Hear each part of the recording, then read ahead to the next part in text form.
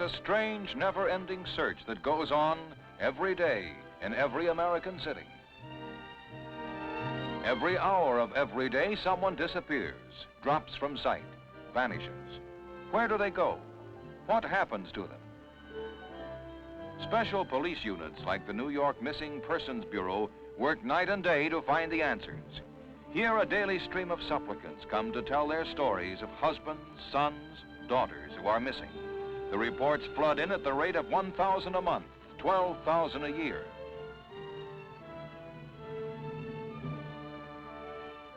Each new case is a separate problem, another challenge for the experts of the Bureau. But the story of a distraught mother whose son has vanished is a familiar one to Captain John Cronin, commander of the Bureau. What to her is a unique and disturbing tragedy falls into a well-established pattern for Captain Cronin. He knows that the majority of missing persons are juveniles, and he knows that all the whys and wherefores of their disappearance have been carefully analyzed and exactly charted. He can tell you when your child is most likely to run away, in May and September. 15 is the peak age for juvenile disappearances, and he knows in advance why youngsters vanish.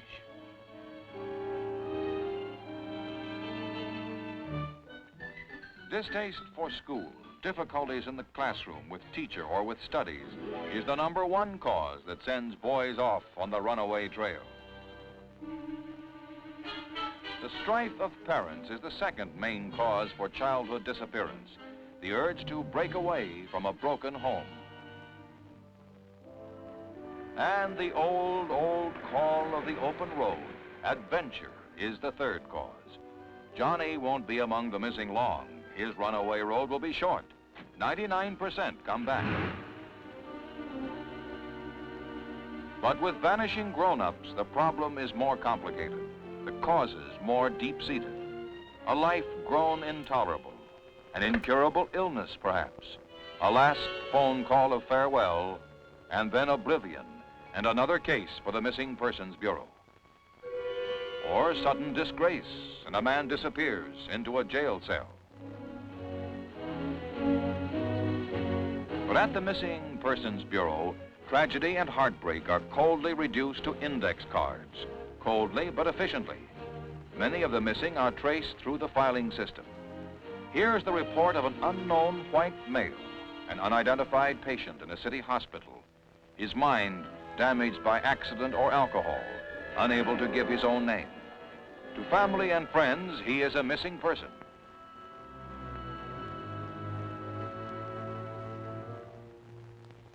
But the cards reunite him with his identity.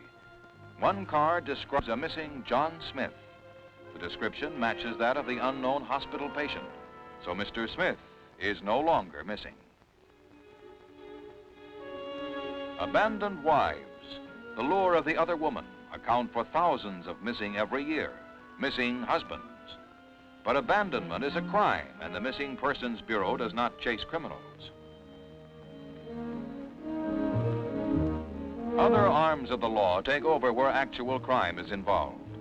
Special investigators send out tracers on wandering husbands, use the nationwide police network to track down their quarry. When word comes in that a missing husband has been located, he's pinpointed on the map. And when the husband picks up his mail in some far-off city, he finds a loitering stranger on hand to provide a personal escort back home again to the wife and kiddies. Today, the records show that more than 98% of all disappearances are solved. To vanish and stay vanished is almost impossible. Almost, but not quite. For there are cases which never have been solved, legends in the lore of the missing. Dorothy Arnold, for instance.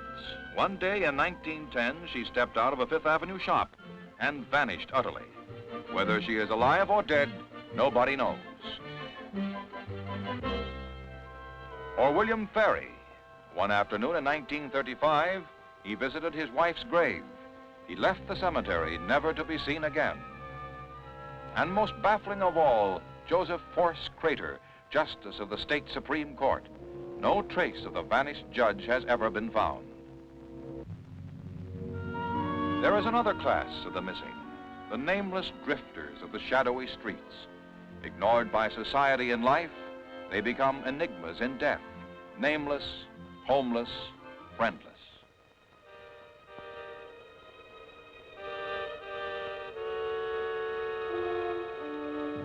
Who was he? No one cared when he was alive, but now society takes steps to find out. The task here is not to find a missing person, but to discover a missing identity. The corpse must be identified for the records and to trace relatives, if any. The Missing Persons Bureau identifies 10,000 unknown dead every year through fingerprinting and other methods developed by specialists who are sleuths of the morgue, detectives of the dead. Of the small percentage that cannot be identified, exact records and pictures are kept to be referred to for years to come. The picture file is open to the public.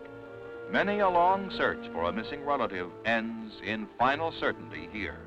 The grim gallery of the doubly missing, both unknown and dead.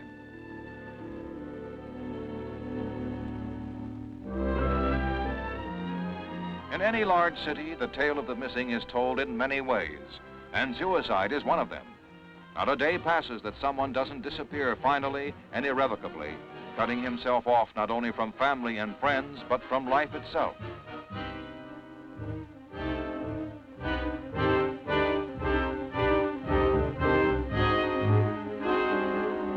In the waters adjacent to New York alone, more than 200 bodies are found every year. Special crews of the harbor police are assigned to the gruesome business of grappling in the depths for missing corpses. And every suicide is of interest to the Missing Persons Bureau. It may close out a case in the files.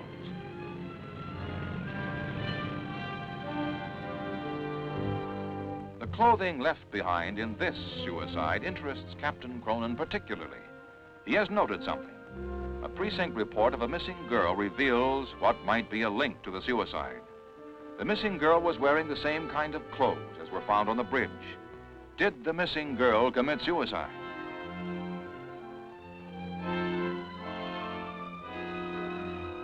To find out, Captain Cronin begins by showing the clothes to the parents of the missing girl. And the worst seems to be confirmed. Yes, she was wearing those when she disappeared. Then the detective hears a familiar story. Poor marks in high school, stern parental punishment, bitter quarrels, a home life that became intolerable to the girl. Motive enough for running away, perhaps, but suicide. The detective wonders if Edith Martins, age 16, was the type to do away with herself.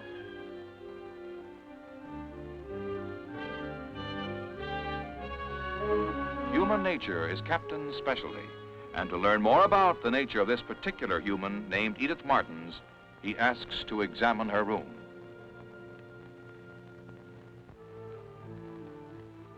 He's particularly interested in the girl's clothes closet. Has anything been removed? Yes, the mother confirms his suspicion. Edith's best suit and dress are gone. People who intend to kill themselves do not take extra clothing with them. And how about the girl's personal trinkets, her prized possessions? Again, the detective's hunch is confirmed. She took them along, too.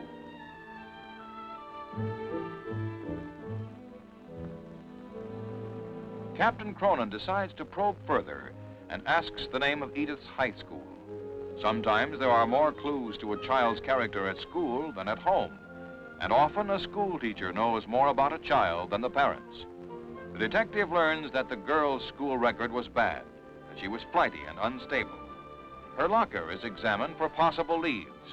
In this private domain, there may be some hint as to what happened to Edith Martins.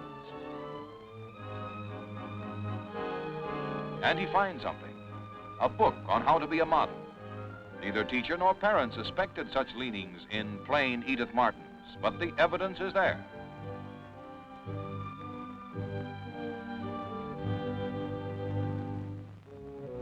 The modeling story is confirmed by Edith's best friend. Sure, Edith came here to practice being a glamour girl, kept a secret makeup kit so her parents wouldn't know. A few more questions, and Captain Cronin makes up his mind. The suicide was a hoax.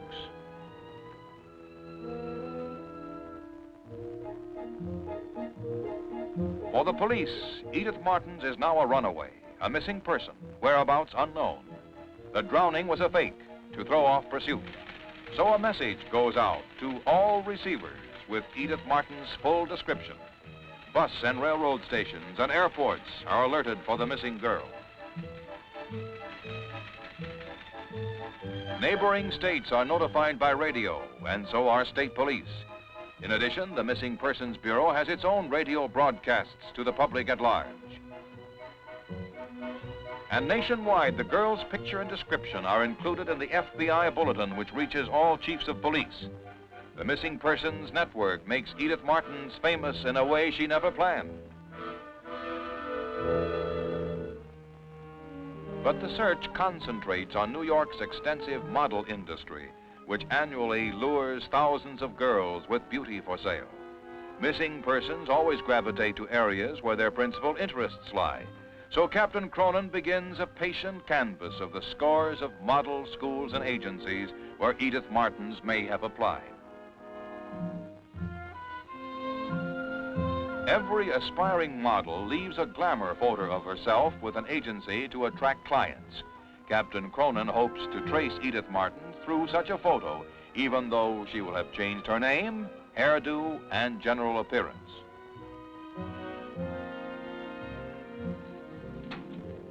Fly-by-night model outfits prey on innocent and unwary girls, and the detective's job is to find Edith Martins before she gets into serious trouble. Though none of the photos correspond to the snapshot of Edith Martins, some of them strike a faint chord. The detective plays a hunch based on his knowledge of what a beauty photographer can do to glamorize even the plainest woman. He's got an idea, and he'll follow it through.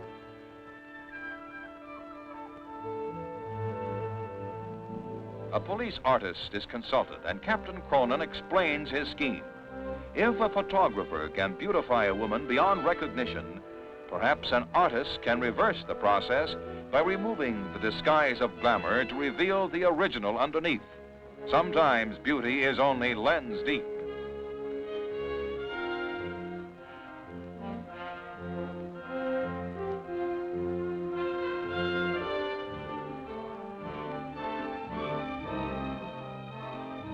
After days of painstaking work, the artist has the pictures ready for inspection. At first, the comparison with Edith Martin's snapshot seems fruitless. That's not her, and neither is that. But the third one is the payoff. Skillful retouching has converted the glamour face into its frowsy original. The name on the back is a phony, but the address should be accurate. And it's not an attractive neighborhood that the address leads the detective to. If this is where Edith Martin's aspiring model is living, she cannot be getting many calls for her services to pose as a cover girl and advertising siren. Yes, Edith Martin's, if she is here, has come a long way from the home and security she was so eager to flee. She's behind in her rent and hasn't been out of her room for days.